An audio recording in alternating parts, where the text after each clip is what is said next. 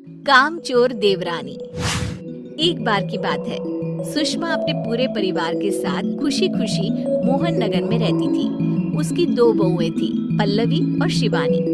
एक दिन दोनों बहुएं रसोई में काम कर रही होती है कि तभी उनकी सास सुषमा उन्हें बुलाती है। अरे बहू, जरा इधर तो आना। शिवानी, जरा जाकर देखना सासू माँ क्या कह रही हैं। दीदी आप ही देख लो ना जाकर, आपको भी तो सुनाई दे रहा है। अरे मैं आटा गूंद रही हूँ ना, तुम चली जाओ। हाँ तो मैं भी तो सब्जी काट रही हूँ ना दीदी। अरे बहू जल्दी आओ। ओह, ये तो जाएगी नहीं, मैं ही जाकर देखती हूँ कि क्या करना है। पल्लवी सुषमा के कमरे में जाती है। जी मम्मी जी, क्या हुआ?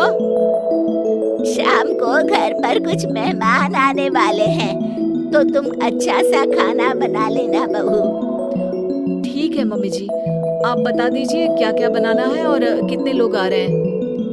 सुनील की मौसी जी और उनका पूरा परिवार आ रहा है। कुल मिलाकर 3 लोग और हमें मिलाकर हुए 9 लोग। तो अभी से ही तैयारी करना शुरू कर दो। और हाँ, घर की सफाई भी कर देना, हाँ अच्छे से। जी मम्मी जी, सब काम हो जाएगा, आप चिंता मत कीजिए। पल्लवी शिवानी को घर में मेहमान आने वाले हैं इसके बारे में बताती है। क्या 9 लोगों का खाना बनाना होगा, घर की सफाई करनी है? बाप रे, सासू माँ ने तो हमें घर की नौकरानी ही समझ कर रखा है। ऐसा नहीं बोलते शिवानी, हम इस घर की बहू हैं और घर के काम करना हमारा फर्ज है। दीदी तो है ही सासू माँ की चमची, जब देखो सासू माँ सासू माँ। मैं तो इतना सारा काम नहीं करने वाली। शिवानी कपड़े लेकर गमला साफ कर रही होती है और चक्कर आने का नाटक करने लगती है।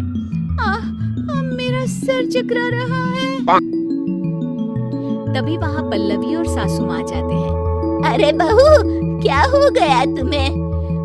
मम्मी जी, बहुत तेज सर में दर्द हो रहा है। तुम एक काम करो शिवानी, आराम कर लो। नहीं नहीं दीदी, घर में मेहमान आने वाले हैं, मुझे आपकी मदद करनी चाहिए।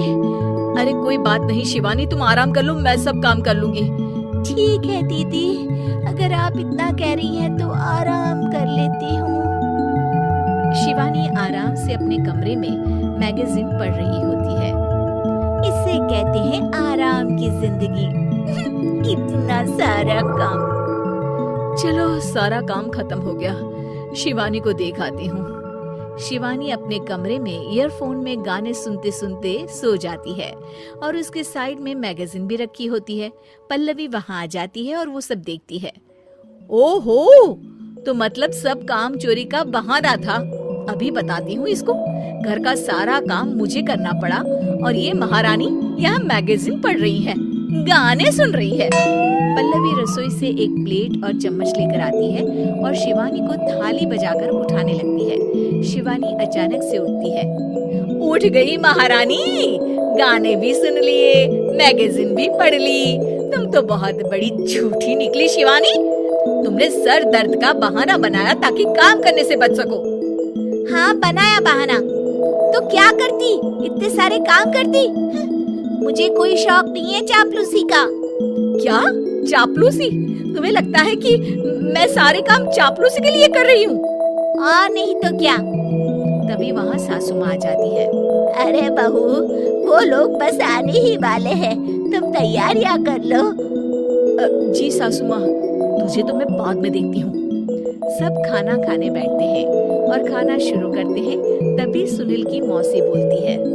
वाह भाई वाह, खाना तो बहुत ही अच्छा बना है सुषमा जी, एक एक चीज में क्या स्वाद है। ये सुनकर शिवानी मुंह बना लेती है। उसे अपनी जेठानी की इतनी तारीफ रास नहीं आती। आपकी बहुएं तो बहुत ही अच्छा खाना बनाती है। हाँ बनाती तो दोनों ही अच्छा है, पर आज ना ये सारा खाना बड़ी बहू ने बनाया है। छोटी बहू की तबीयत ठीक नहीं थी, सो इसलिए। मानना पड़ेगा सुषमा जी, आपकी बड़ी बहू तो बहुत ही गुणवान है।